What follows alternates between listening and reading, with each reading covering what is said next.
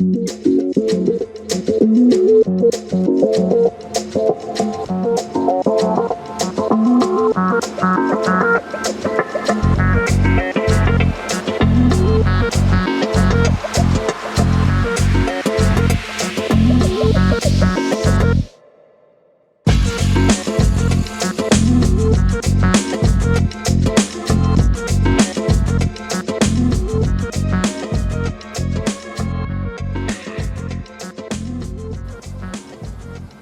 this is Dave of Dave Trains.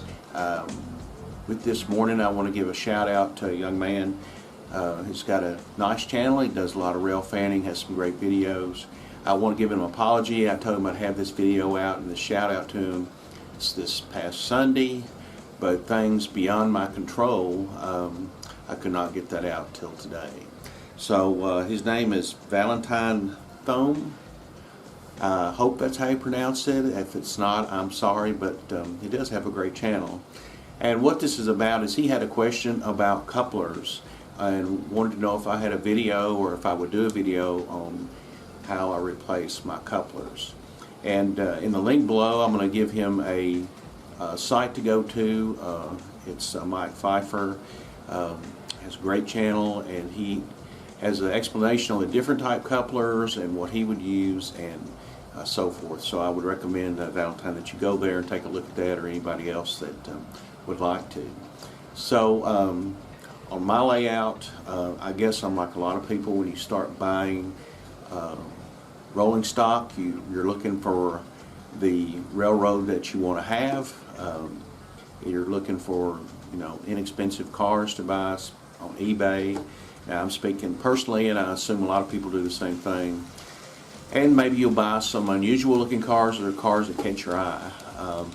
Unfortunately, these Rapido couplers have worked well. They're great cars, and great couplers, but they don't look very prototypical. And personally, I like the Microtrains type couplers. Pricey, you can buy 10 for, depending on what shipping costs, around, I guess, between $55 and $60. If you buy them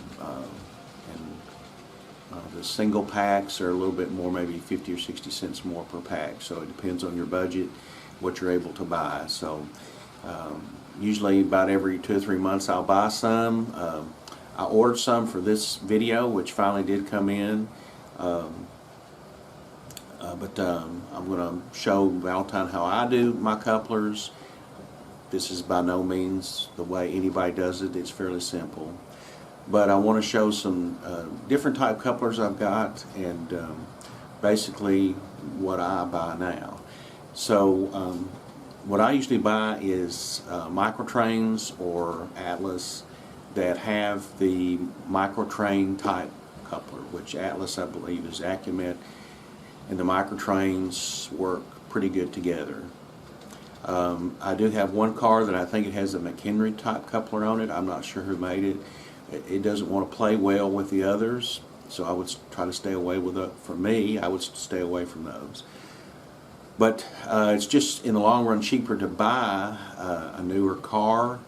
I know that's hard to do because prices have just jumped out the roof. But you can, if you find some good deals on eBay still. And if we have train shows, you can find good deals there, but I don't know when train shows are going to open up again. But anyway, what I'm going to go to my workbench and show you how that I do, how I change out my couplers, and some of the things that you'll need that when you do change out to make sure that you're at the right height and everything.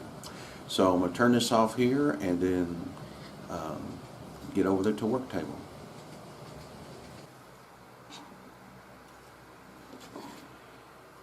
Okay, so this is about the third time I've started this between phone calls and my video card being full.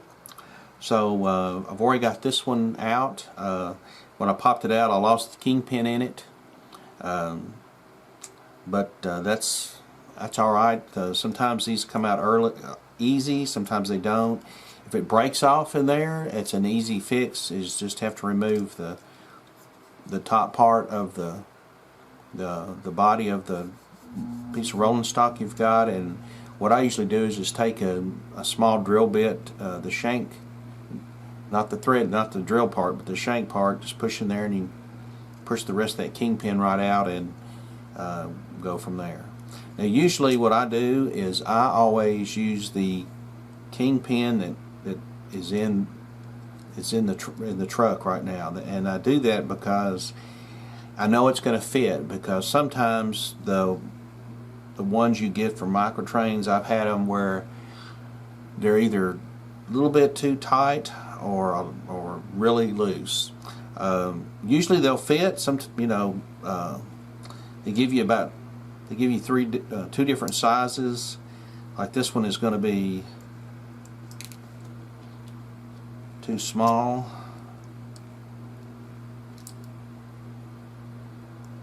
Same with that one. These are too big rather. And they give you some shims if you need it. So that was going to fit all right. But I've had them, and a lot of it has to do. I've had them where they wouldn't fit, but a lot of it has to do where the kingpin goes in. There's cracks in the body, and that's going to affect the diameter by just a little bit. That's just me. That's what I have found. But as far as removing it, I just take a screwdriver and pop that out. Like I said, sometimes they come out real easy, sometimes they don't. And then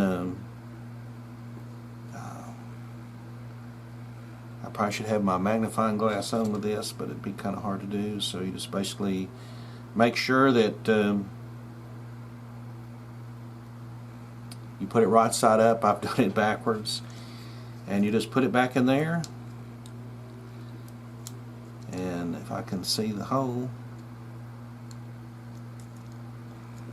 And these come like a little indentation in the kingpin, and I just take a Phillips screwdriver and put it in the center of that hole. Just press down a little bit. Don't have to press down hard, and kind of tug on it, make sure it's good, and it's ready to go. So I can put this other one on, and we'll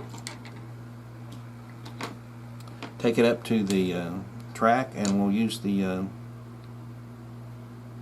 gauge to make sure that it's right. And usually with Atlas cars, I've never had to adjust them. I mean, if I can get them to fit on here, they do pretty good.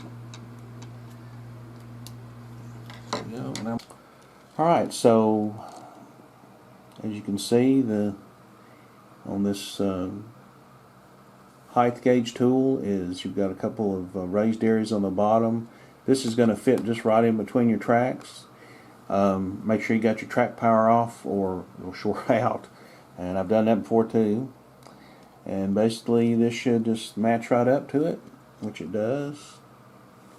And so you can see it a little bit better. I can't really get any closer, it won't focus, but basically your height gauge, my height gauge is good, so I shouldn't have any trouble with this car at all.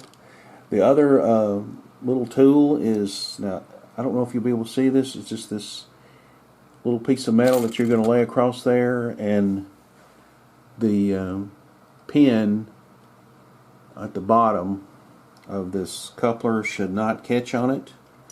Right there, shouldn't catch, and that was the trucks hit it, but you can see it's not catching. So this is done pretty good. This is ready to go. It's ready to move around the road here. So let me turn this off and get back in front of the camera. Okay, Valentine, I hope that helped, not hurt. I hope that it helped you answer your questions. Again, I apologize for being late.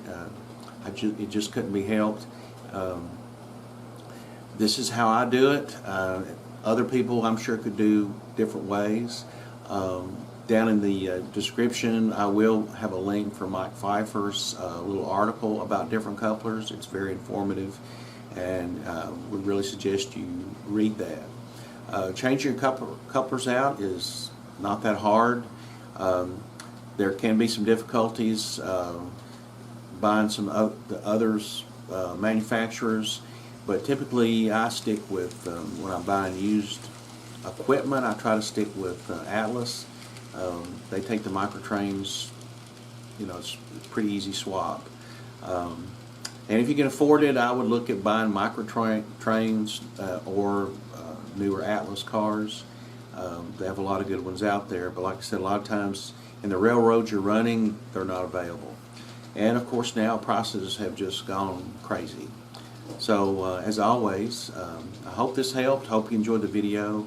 And as always, I really appreciate you watching. I hope you have a great week, and we'll see you later. Bye-bye.